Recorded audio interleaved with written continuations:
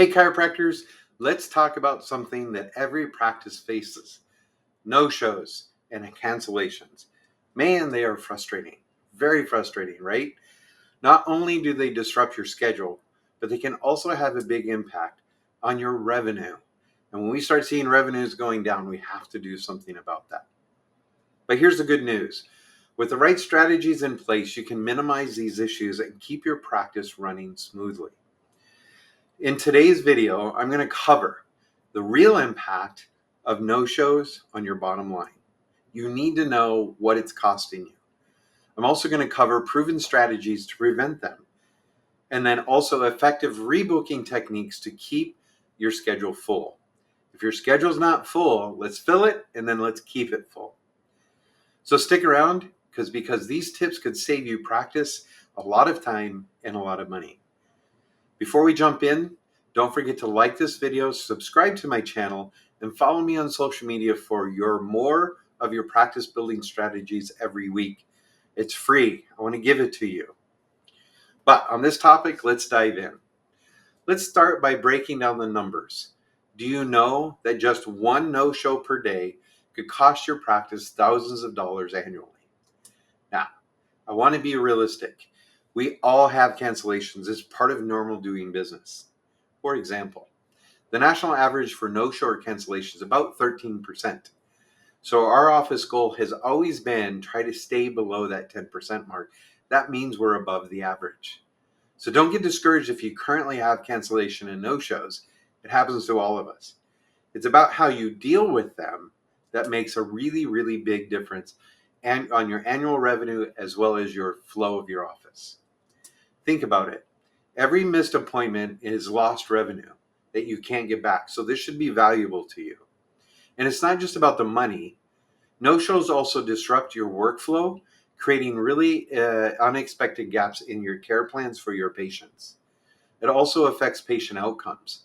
So when a patient is inconsistent, results are going to be inconsistent. It also wastes valuable time that could have been used to help another patient. I hate sitting around when my schedule was full and people aren't there. But here's the thing. No-shows aren't just an inconvenience. They may be a signal. Maybe patients, so for example, maybe patients don't fully understand the true value of their care plan. Maybe it's time to have a conversation about that. Maybe there's an issue with communication, just not understanding where each other's at, understanding why we're doing what we're doing. Or maybe their busy schedule just keeps them from doing that and they haven't communicated to you. You have to talk to your patient. Or maybe your scheduling system needs adjustment. I've seen some crazy, ridiculous scheduling issues, and it's all because the scheduling process isn't figured out ahead of time. Whatever the reason, this is something I know we can fix together. So what I want to do is talk about solutions. What's the best way to handle no-shows? Stop them from happening. I'm going to give you 3 proven strategies to reduce those missed appointments and keep your schedule really, really full. Probably the number one thing that you can do is have appointment reminders. You need to send reminders 24 to 48 hours in advance through text, email, or phone call, or all 3. Now, when I say that, I don't mean you personally or even your front desk, although the old fashion of picking up the phone to remind patients is a very good idea. We use automated systems to make it easy and consistent. So we have a system that reads our software that automatically sends text and email messages 48, 24 hours, and an hour before their appointment. That gives a patient plenty of opportunity to make a change.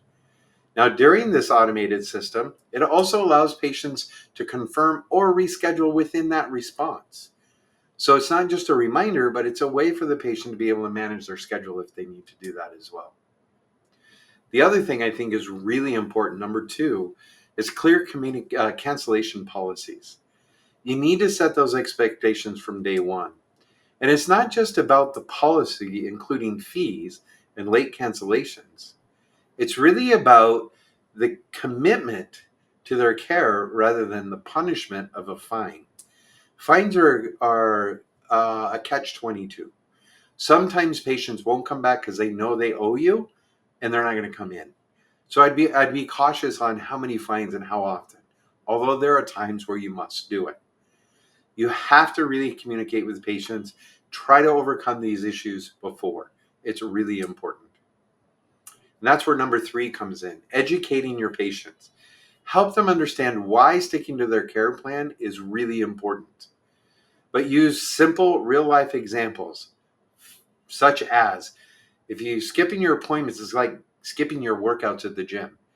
You can't go infrequently and get the results. Progress takes time, right? So progress takes consistency. So be there day in and day out. Make sure it works for them.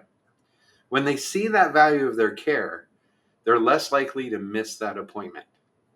Now, here's a pro tip. Keep these strategies simple and consistent. When patients feel informed and accountable, they show up. But what about those when those people don't show up or cancels still happen? Don't forget, folks, I told you about 13% of the population are cancel or no show on every single day. So that's why you want to track that. But don't let those empty slots go to waste. Here's a rebook. Here's how to get a patient to rebook quickly.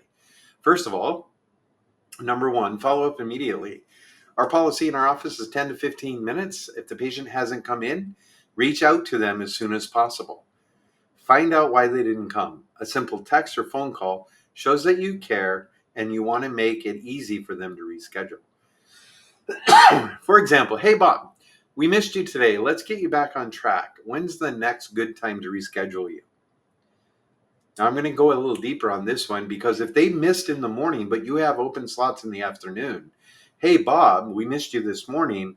Can you still make it this afternoon? I have late appointments for after work.